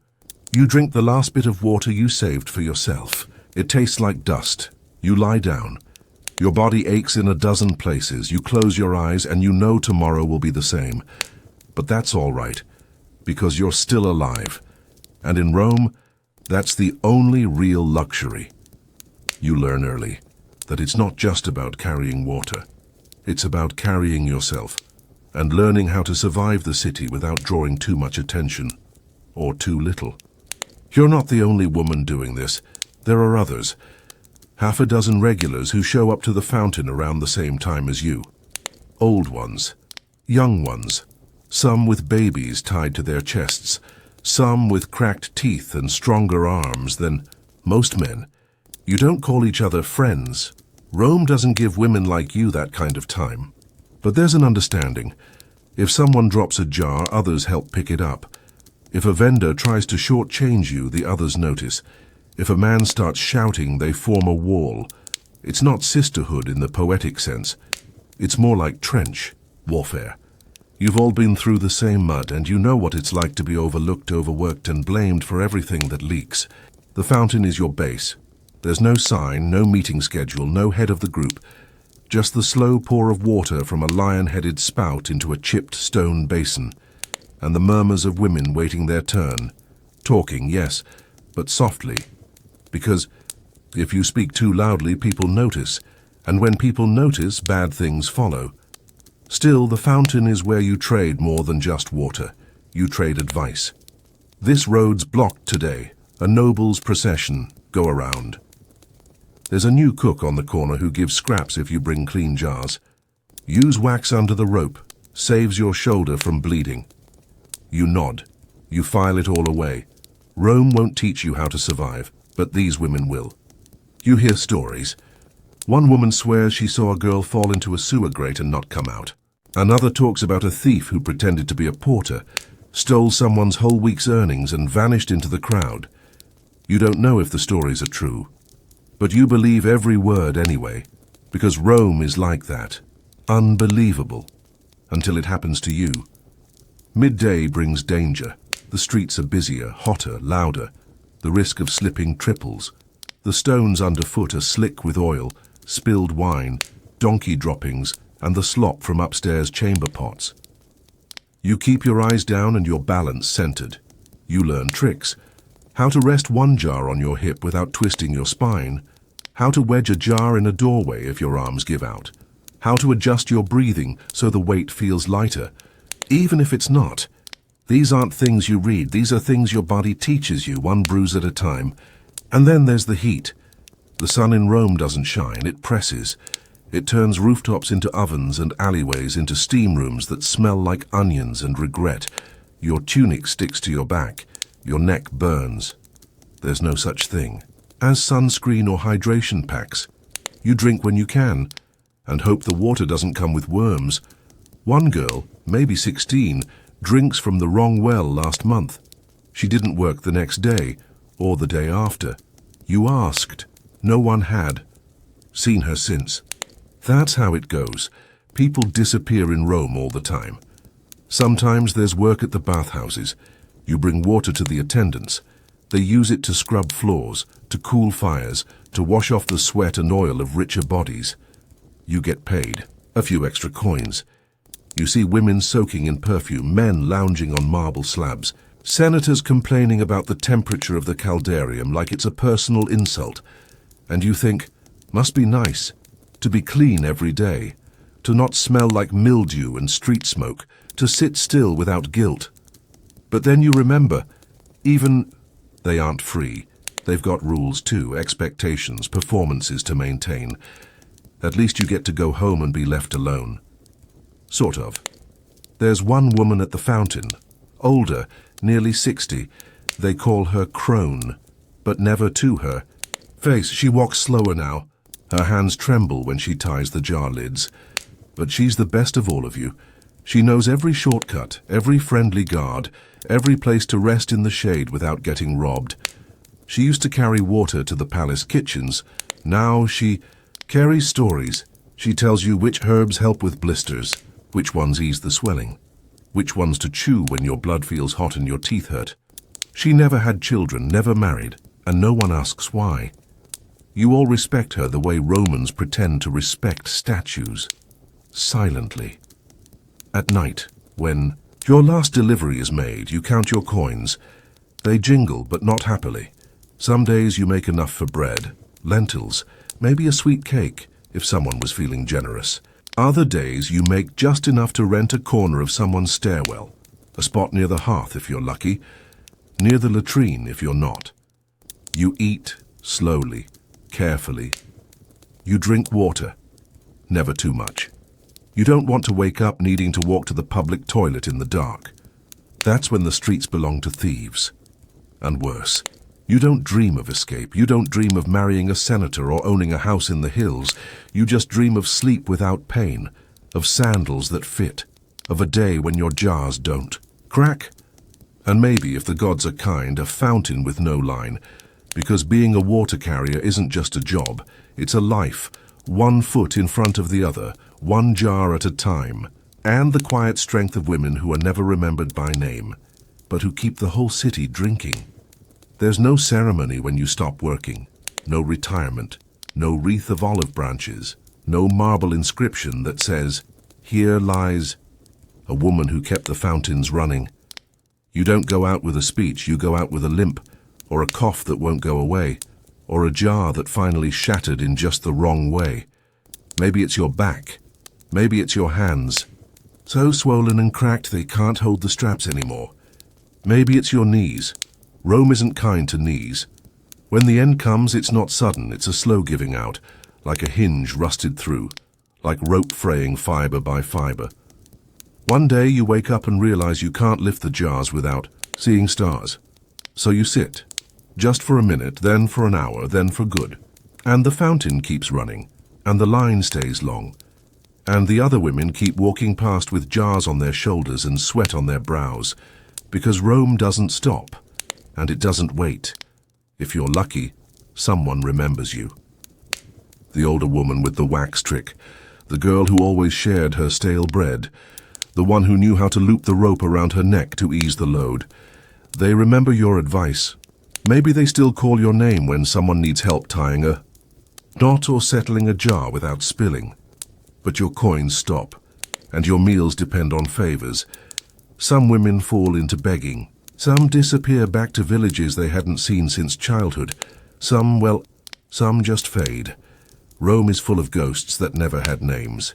If you were a man, maybe you'd get a record, a military tombstone, a citizen's registry. But you were just a woman, just a water carrier. One of hundreds, maybe thousands. Your name is written in no scroll, no historian writes you down. The only people who remember you are the ones who stood next to you in line, and they're not the ones making statues. Still, you mattered. No one says that aloud. But it's true, because Rome needs water, and someone has to carry it. For every senator giving a speech, there's someone who filled the bowl he drank from. For every soldier in the bathhouse, someone filled the cistern. For every noblewoman soaking her feet in scented basins, someone walked 5 miles in broken sandals to bring that water there. You did that, quietly, daily, without thanks. Sometimes a girl will ask, "Who taught you how to carry it like that?" And someone, maybe the crone, maybe another, it will say your name, Just once, just softly, and maybe that's enough. Because in Rome, no one lasts forever. Even emperors get melted down into coins. But if you've carried water for long, enough if you've helped another woman carry hers too, then maybe in some small way you did last. In footsteps, in tricks passed down, in the whisper at a fountain when the line is long and the jars are too full and someone says, "She would have known what to do."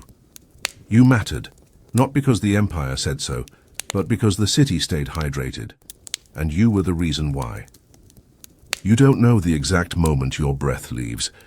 Maybe it's just after the fever broke. Maybe it's during childbirth, when your body gives up before the baby does.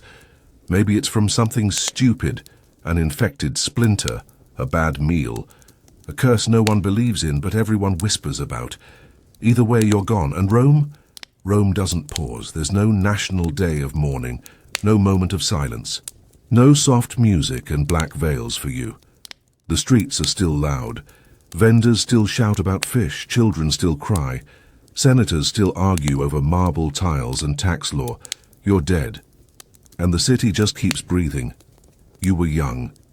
Not by Roman standards, their young means anything under 30. But in actual years, you were barely out of girlhood. Maybe 14, maybe 20. Old enough to bleed, old enough to wed, but not old enough to matter to history. You weren't rich, you weren't famous, you didn't leave behind scrolls or statues. Just a small bundle of clothes, a clay cup, a half-finished spindle of wool. Your family gathers quietly, quickly, because in Rome the dead can't wait. Bodies decay fast in this heat, and if you're not buried by sundown, your spirit might. Not find peace. No embalming, no elaborate rituals unless you were very rich, and you weren't. They clean your body with warm water and olive oil. They dress you in a plain white tunic. They close your eyes with 2 fingers and tie your jaw shut with a bit of cloth, because the dead are not supposed to gape. A coin is pressed into your mouth. Charon's fare. The ferryman must be paid after all. Even if you barely had enough to live, somehow you need enough to die. If your family can afford it, they'll hire mourners. Women who cry loudly, tear their hair, beat their chests, not because they knew you, but because grief in Rome is partly a performance. Real or fake, mourning needs volume, it needs motion. It needs something the neighbors can see and say, "Ah, yes, they loved her."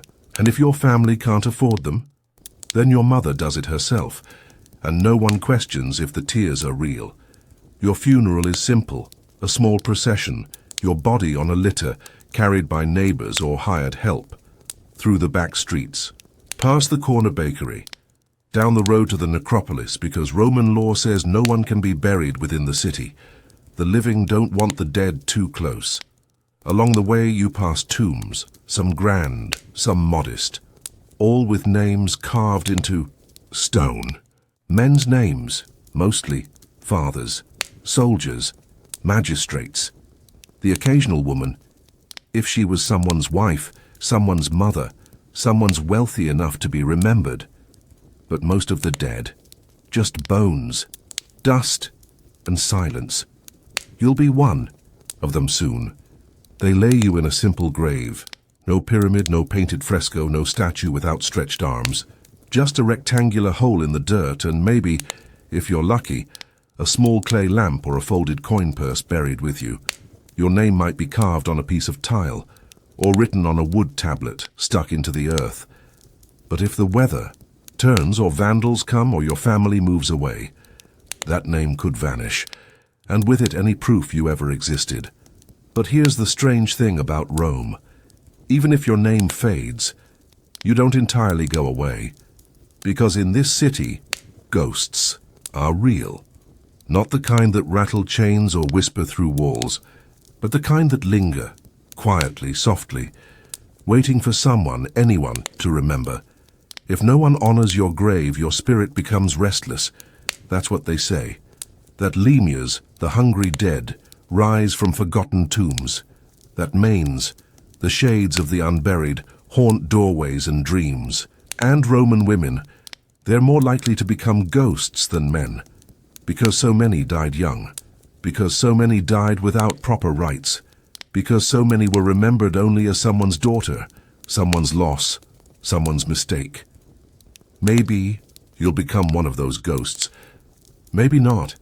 It depends on whether someone lights a lamp for you next year, whether someone places a flower near your grave during Parentalia, the festival for the dead, whether someone says your name aloud, even once. Because in Rome, that's what death really means.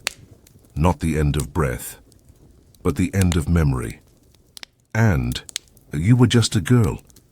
You died too early to leave a mark, but maybe, just maybe, because someone whispers a story about the girl who sang while she worked, the one who used to braid her sister's hair, the one who once carried water up 4 flights without spilling a drop. And in that story you live again. Not as a citizen, not as a statue, but as a shadow that refuses to fade. Your bones lie still beneath the dirt now. But that doesn't mean you're at rest. Because in Rome the dead don't vanish, they hang on. Especially if they died young, especially if they weren't properly remembered, especially if they were women. Above your grave the seasons pass. Rains fall. Dust collects. Footsteps come and go. People visiting their own dead, never stopping for yours. Your family meant to come back, to leave offerings, to light the oil lamp left by your feet. But there was a festival, a tax collection, a new baby, a war. And little by little your grave becomes one more shape in the soil, one more name that even your sister starts to forget how to pronounce. But you are not truly gone.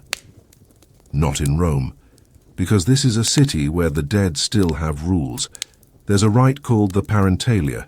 It comes every year in mid-February, 9 days for the ancestors, 9 days when the living are supposed to honor the ones who came before. Families walk to the necropolis, they carry wine, flowers, bits of food. They sit by the graves and whisper names. For men, it's a solemn tradition. For women, it's a question of survival. Because if no one brings you bread and wine, if no one speaks your name, your spirit starts to hunger, not for food, for remembrance. There's a word the Romans used, in memorata. It means the unremembered, and for Roman women, especially, young ones, it was the cruelest fate. No children to carry your name, no portrait to preserve your face, no legacy, no land, no marble, just silence. And in that silence you become something else. Not all ghosts are evil, but all ghosts are lonely, especially the girl-shaped ones. They haunt the edges of courtyards, the cracks in bedroom walls, the corners of temples where no prayers are meant for them. They don't moan, they don't scream. They simply wait. For someone, anyone, to remember, to call them back from the grey space between myth and memory. Some people try to protect themselves from these shades. They hang charms of red, wool above doorways. They leave food near crossroads. They draw circles in ash around their beds before sleep. Because even if they don't say it out loud, they know the dead are never far. And the women, who die young, they're the closest of all. You were one of them. You didn't grow old, didn't bear children, didn't become a matron or a priestess or even a scandal. You just vanished. But you're not entirely gone, because in Rome, girls who die young leave something behind. A draft, a presence, a story no one quite remembers but no one dares to ignore. Sometimes a girl dreams of you. She's walking home from the fountain. The jar is heavy and her legs are tired, and she sees something in the shadow of the archway. Not a face, not a figure, just the sense of someone watching kindly, and she says your name, even though she doesn't know why, and the air grows lighter, and the jar feels less heavy, and you vanish again, but only for now. Because the unburied, the forgotten, the unprayed for, they never leave completely. They become part of Rome, the part people pretend not to see, the part that walks beside them in silence. Time is not your friend in Rome, especially not after death. The longer you're gone, the less of you remains. The words spoken at your funeral fade. The coin they put in your mouth rusts in the dirt. The spot where they buried you gets covered over by newer graves, newer griefs, newer girls. And history. It was never written for you. No one builds a library for the girl who died before she could marry. No poet writes odes for a daughter lost in childbirth. No statue is carved for a girl who caught fever after a bad winter. You are not Catulus's lover. You are not Livia Drusilla, empress of the realm. You are not a goddess turned mortal. You are just one more silent shadow at the edge of the forum. One more absence too ordinary to notice. But here's the truth the senators didn't write down. Rome was built on forgotten girls, on their labor, on their silence, on their absence. For every famous battle, there were mothers who buried sons. For every triumphal arch, there were sisters who stitched tunics by lamplight. For every lineage carefully recorded in patrician scrolls, there were girls who died before they could be counted. And yet, somehow, you're still here. Because people, remembered in small ways, a scratched name on a tile, a ring buried in a forgotten ditch, a spindle still wound with wool, found centuries later beneath layers of ash and dust. You don't need a monument. You have something better. Echoes. Somewhere, a historian finds a broken inscription. It's short, clumsy. The Latin is misspelled. The carving shallow like the hand that made it wasn't strong. But it says, "To Livia, my daughter, gone too soon." She laughed when it rained. And that's it. That's your monument, that's your eternity. Not carved in gold, not sung in marble halls, but remembered, quietly. Because someone loved you. And even if the world forgot, even if history wrote over your name with wars and kings and crumbling dynasties, for one moment in one corner of this vast empire, you mattered. And sometimes that's enough. Because Rome never really forgot you. She buried you in her bones, tucked your story into her soil. Let the archaeologists find your comb, your sandal, your necklace of worn glass beads. Let them wonder who you were. Let them realize, slowly, that history doesn't live in the famous. It lives in the ordinary, in the girl who carried water, in the sister who died too soon, in the ghost who still lingers, and even now, long after the empire fell, long after your grave crumbled into dust, someone's listening to your story, right now, in the dark, maybe lying in bed, maybe just trying to sleep, and for a moment, you are real again. Just a girl, just a name, just a life that mattered. Let's be honest. You wouldn't last a day in the Roman Empire. Not because you're weak, not because modern life has made you soft, but because you've tasted something Roman women never could. Freedom, choice, the ability to speak and be heard without whispering through a veil of fear. You've been taught to expect dignity, to expect safety, to expect that your body belongs to you. They weren't. Roman women endured, quietly, constantly, completely. They birthed children they didn't ask for. They kept households running while men gave speeches about virtue in marble halls. They stitched their pain into tunics and funerals and tried not to look too angry while doing it, because angry women got silenced, or worse, noticed. And yet, they survived. Not in stories or statues, but in the back rooms, in the ruins, in the bones buried beneath streets that still bear Latin names. They survived because they had to, because no one came to save them, because no one even thought they needed saving. But survival isn't the same as living. You, with your stubborn opinions and your unlocked doors, and your expectation that someone will listen, you wouldn't fit here. Rome wasn't built for women like you. It barely held together for the women it did have. You wouldn't last a day, not because you couldn't, but because you shouldn't have to.